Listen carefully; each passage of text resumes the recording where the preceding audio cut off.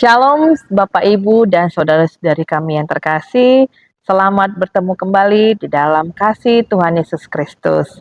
Di malam hari ini, marilah kita berkumpul dengan hati yang bersukacita dan penuh rasa syukur.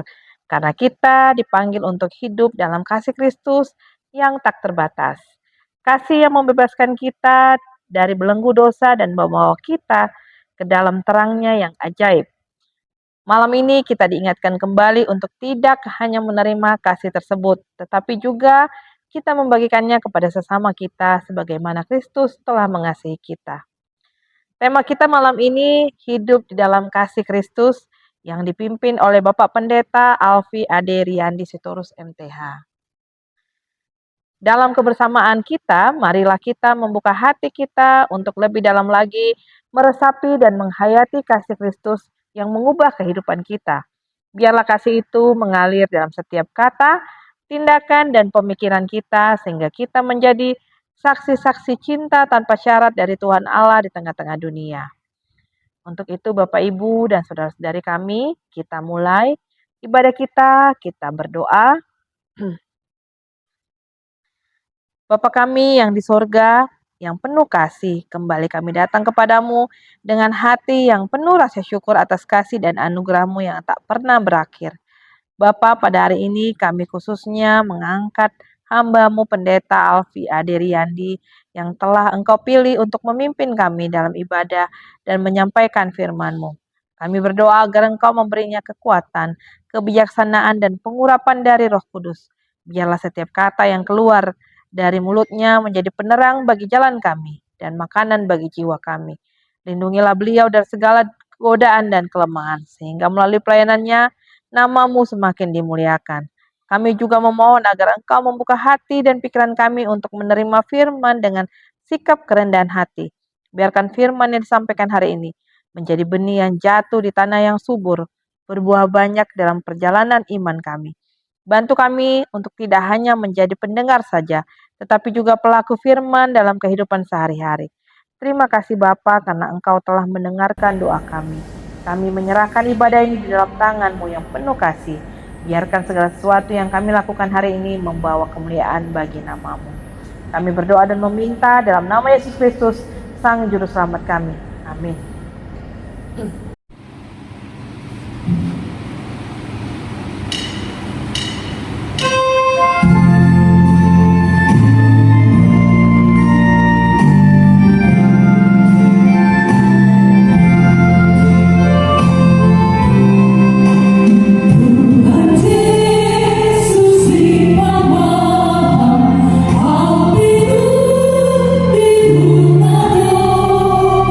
Jesus, Lord.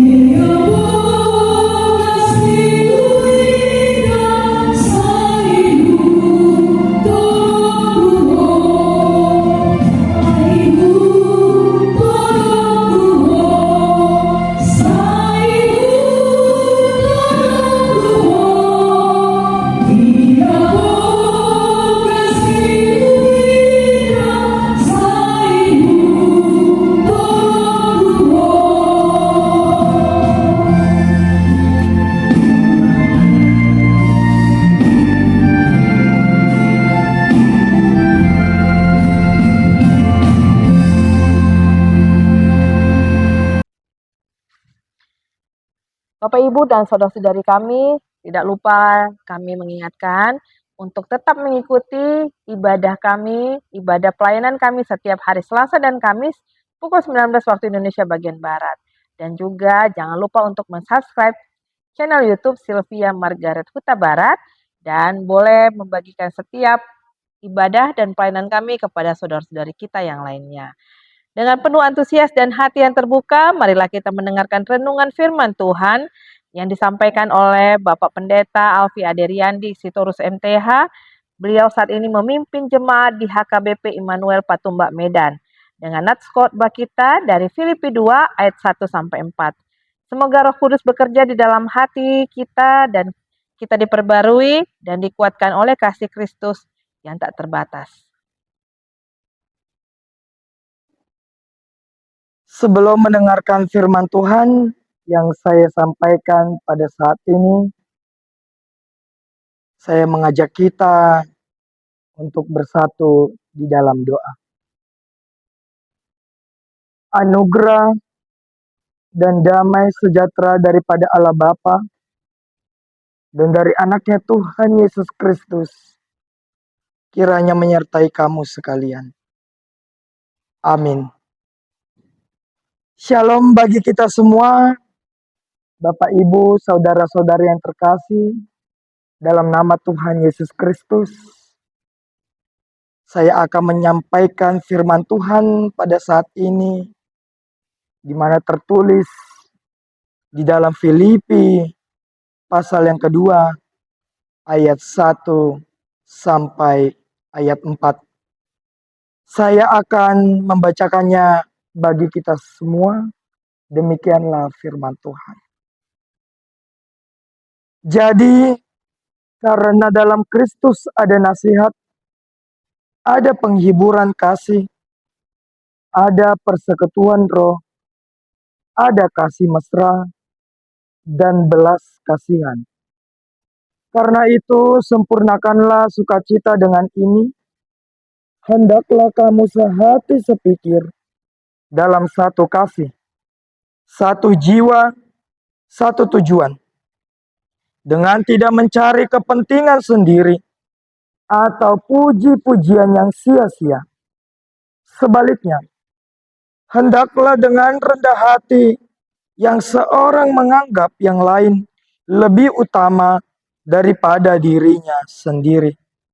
Dan janganlah tiap-tiap orang hanya memperhatikan kepentingannya sendiri, tetapi kepentingan orang lain juga. Demikianlah firman Tuhan. Saudara-saudari yang terkasih dalam nama Tuhan Yesus Kristus, setiap orang pasti bangga ketika dirinya dipuji oleh orang lain. Saya pikir tidak hanya diri saya sendiri ketika bangga untuk disanjung atau dipuji oleh orang lain. Saya yakin di luar sana dan Bapak Ibu sekalian juga banyak sekali di antara kita ada sebuah kebanggaan ketika kita dipuji dan disanjung oleh orang lain. Tapi yang menjadi pertanyaannya adalah ketika kita dipuji oleh orang lain, apakah kita tetap merendahkan diri kita? Apakah kita sadar pencapaian yang sudah kita capai sampai saat ini itu adalah berkat daripada Tuhan? Mengapa saya katakan demikian, Bapak Ibu sekalian? Karena banyak sekali orang ketika dia dipuji, ketika dia disanjung, maka dia akan lupa diri. Lalu dia akan menyombongkan dirinya. Sehingga melalui nats dan tema kita pada saat ini, bagaimana kita dituntut untuk hidup di dalam kasih Kristus dan menjadikan kita tetap rendah hati di hadapan orang lain. Itu sebabnya mengapa Rasul Paulus memberitakan firman ini kepada jemaat Filipi, supaya mereka tetap menghargai orang lain, supaya mereka tetap hidup rendah hati, dan mereka sadar apapun yang boleh mereka capai itu adalah berkat daripada Tuhan. Saudara-saudari yang terkasih dalam nama Tuhan Yesus Kristus, Paulus menggambarkan melalui nats ini bagaimana perasaan jemaat Filipi pada saat itu ketika mereka hidup penuh dengan hinaan, ketika mereka hidup juga disiksa, bahkan menilai status ekonomi orang lain. Ini menyebabkan banyak sekali orang yang tidak mau menghargai orang lain dan menganggap dirinya lebih hebat, lebih sukses. Tetapi bagaimana firman Tuhan mengatakan, tadi jelas dikatakan di dalam nas khotbah kita di ayat 3.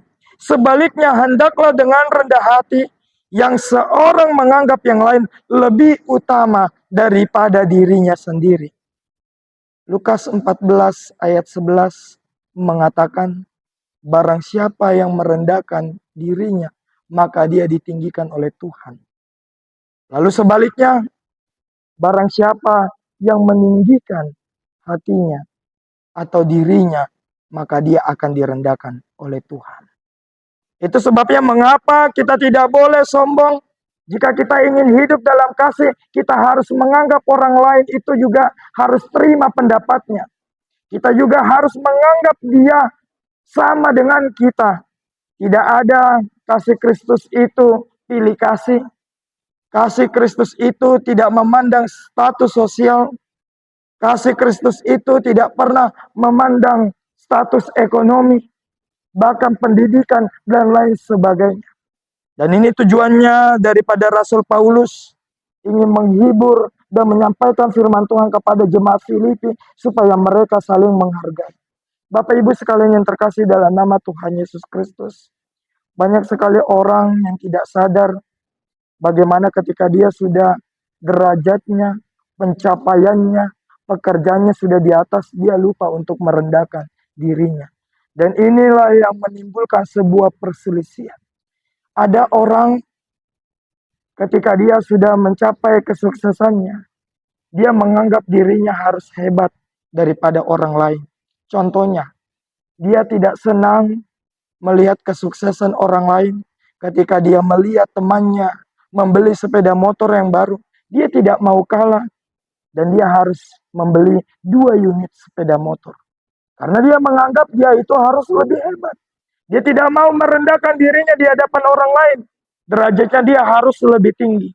Lalu ketika dia melihat temannya membeli 1 unit mobil yang keluaran terbaru, dia juga tidak mau kalah.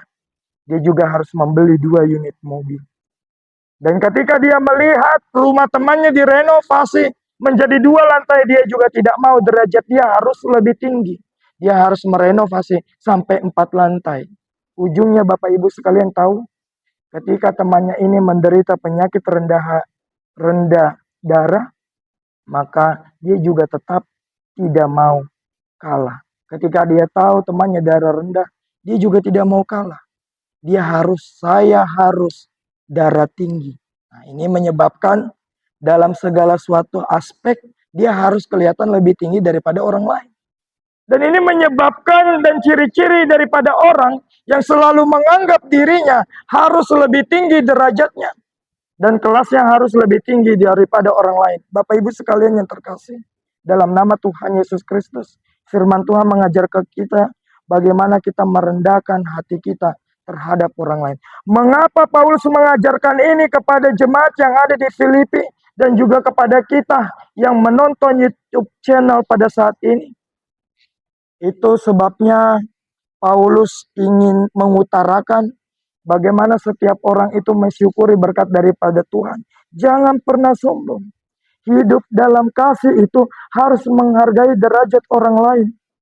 Dan di ayat 4 dikatakan, janganlah tiap-tiap orang hanya memperhatikan kepentingannya sendiri, tetapi kepentingan orang lain.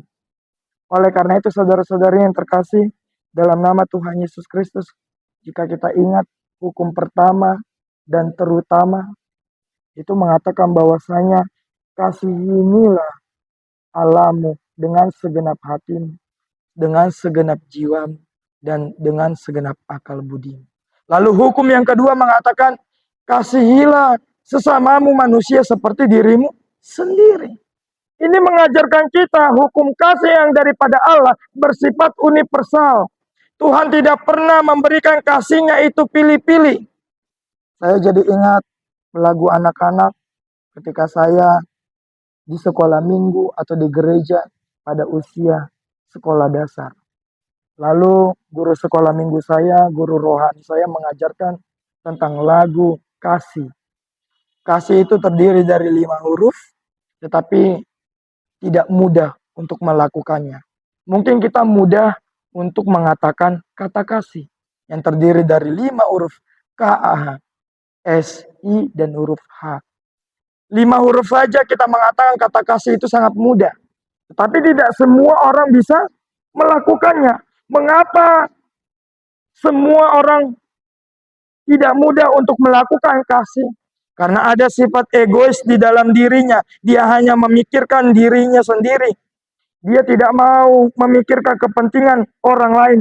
Kita lihat Bapak Ibu sekalian di ayat selanjutnya, bahkan di ayat 5, Paulus juga memberikan perintah. Hendaklah kamu dalam hidupmu bersama menaruh pikiran dan perasaan yang terdapat juga dalam Kristus Yesus. Saudara-saudara yang terkasih dalam nama Tuhan Yesus Kristus, ketika kita mengasihi orang lain, butuh pengorbanan.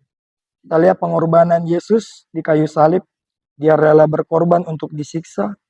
Dia rela berkorban untuk dicambuk. Dia rela berkorban untuk dipaku bagian tangan, bahkan kakinya. Lalu dia harus memakai mahkota duri di kepala. Itu adalah sebuah pengorbanan. Ketika kita mengasihi orang lain, butuh sebuah pengorbanan. Tidak ada keberhasilan yang bisa dicapai manusia tanpa sebuah pengorbanan. Begitu juga yang diajarkan oleh Yesus. Bagaimana dia mengajarkan, dia berhasil memberi keselamatan bagi kita yang berdosa ini dengan sebuah pengorbanan. Sama seperti halnya ketika kita bersama teman-teman kita makan bersama, ketika kita nongkrong bersama, ketika kita bersama-sama di sebuah restoran makanan, lalu ada saja teman kita atau sahabat kita yang mentraktir. Dan inilah yang dinamakan sebuah pengorbanan. Mungkin kita pernah mengalami, bahkan kita juga pernah menjadi terlibat untuk mentraktir orang lain. Mengapa ada istilahnya traktir? Dan ini menggambarkan sebuah pengorbanan. Dan dia mengasihi teman-temannya, lalu dia mewujudkannya dengan sebuah tindakan untuk membayar makanannya itu. Dan ini menggambarkan sifat orang yang mau rela berkorban. Bukan orang-orang yang hanya menerima kebaikan saja, tetapi dia tidak mau dipakai Tuhan untuk menjadi saluran berkat. Oleh karena itu, saudara-saudari yang terkasih dalam nama Tuhan Yesus Kristus, hal terakhir yang ingin saya sampaikan melalui nats ini dan topik kita pada saat ini, bagaimana kita diajarkan juga menjadi saluran berkat bagi orang lain. Jika engkau, jika saya mengasihi orang lain, maka itu harus diwujudkan dalam sebuah tindakan. Jika kita mengatakan kita mengasihi dia, tapi kita tidak mau mendoakan dia, itu sama saja sia-sia. Jika kita mengatakan bahwasanya aku mengasihi engkau Kristus, tetapi kita tidak mau mendoakan orang lain, itu sama saja sia-sia. Tidak ada gunanya ketika kita mengatakan aku mengasihi engkau Tuhan, tetapi kita tidak mau berbuat baik. Bahkan sering sekali kita menjelek-jelekan orang lain. Oleh karena itu saudara-saudari yang terkasih dalam nama Tuhan Yesus Kristus, dikatakan di ayat 1 dan ayat 2, karena dalam Kristus ada nasihat, ada penghiburan kasih, ada persekutuan roh, ada kasih mesra, dan belas kasihan. Sempurnakanlah itu dengan kita sehati sepikir dalam satu kasih, satu jiwa, dan satu tujuan. Terimalah kekurangan orang lain, dan juga jadikanlah kelebihanmu itu menjadi saluran berkat bagi orang lain. Tuhan memberkati kita semua. Amin. Kita bersatu di dalam doa. Kembali kami mengucap syukur ya Tuhan atas kebaikan-Mu yang boleh kami rasakan hingga pada saat ini ya Tuhan. Engkau memberikan kesehatan, Engkau memberikan kekuatan kepada kami Tuhan. terkhusus Tuhan, para pendengar firman-Mu pada saat ini. Kami boleh bersekutu Tuhan untuk memuji dan memuliakan nama-Mu saja. Dan kami baru saja mendengarkan firman-Mu ya Tuhan. Ajarlah kami Tuhan untuk hidup di dalam kasih Kristus. Ajarlah kami Tuhan untuk merendahkan diri kami, merendahkan hati kami Tuhan kepada orang lain, terlebih Tuhan terhadap-Mu. Sehingga kami boleh Tuhan mensyukuri berkat yang telah Engkau berikan kepada kami. Kami juga boleh bersuka cita Tuhan atas waktu dan kesempatan pada saat ini, di mana kami boleh mendengarkan Tuhan daripada channel kami pada saat ini Tuhan.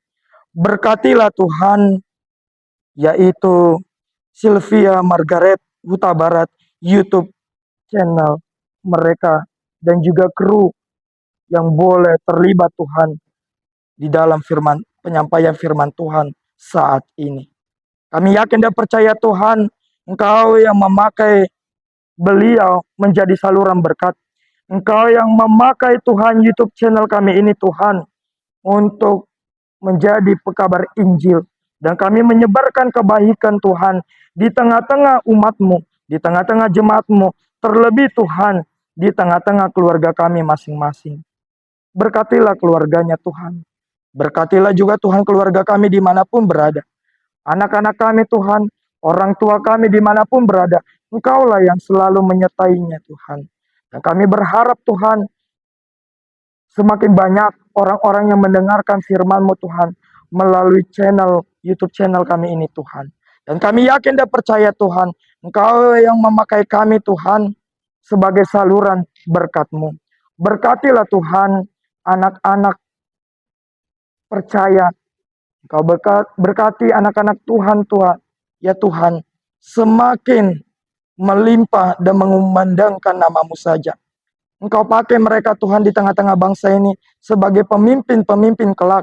Engkau yang memakai Tuhan anak-anak-Mu menjadi orang-orang yang pintar Tuhan untuk memajukan bangsa dan negara kami. Engkau juga Tuhan yang memberkati dan menyembuhkan orang-orang yang kurang sehat, yang sedang sakit. Engkau yang menjamah tubuh mereka Tuhan melalui makanan dan minuman. Begitu juga Tuhan tim medis yang menjamah tubuh mereka, sehingga mereka boleh memperoleh kesembuhan yang hanya daripada-Mu. Dan kami juga boleh berjumpa dengan mereka Tuhan dalam keadaan sehat dan terlebih dalam keadaan sukacita Tuhan, tanpa kekurangan suatu apapun. Kami juga berdoa Tuhan untuk segala sesuatu hal yang boleh kami lakukan setiap saat. Pekerjaan kami, pelayanan kami, dan anak-anak kami Tuhan di dalam studi pendidikan mereka. Engkau yang memberikan hikmat kebijaksanaan kepada kami Tuhan, pribadi lepas pribadi, sehingga apapun yang boleh kami lakukan Tuhan, sesuai dengan kehendak-Mu. Jauhilah bangsa kami ini Tuhan, daripada perselisihan, percekcokan Tuhan, sehingga kami boleh hidup di dalam kasih Tuhan, terlebih di dalam kasih Kristus. Ketika kami juga boleh melanjutkan aktivitas kami selanjutnya, Engkau yang menyertai kami ya Tuhan. Dan Engkau juga Tuhan yang selalu melindungi kami, sehingga kami boleh melakukan sesuatu hal tanpa kekurangan suatu apapun. Kami mengaku dosa dan pelanggaran kami Tuhan, baik sengaja maupun tidak sengaja. Tapi kami yakin dan percaya Engkau menghapuskan dosa-dosa kami, agar kami semakin layak menerima berkat-Mu. Terimalah doa dan permohonan kami di dalam anak-Mu Tuhan Yesus Kristus. Kami berdoa dan mengucap syukur. Terimalah berkat daripada Tuhan. Anugerah dari Tuhan kita Yesus Kristus dan kasih setia daripada Allah Bapa dan persekutuan Roh Kudus kiranya menyertai kamu sekalian dari sekarang sampai selama-lamanya. Amin. Shalom bagi kita semua.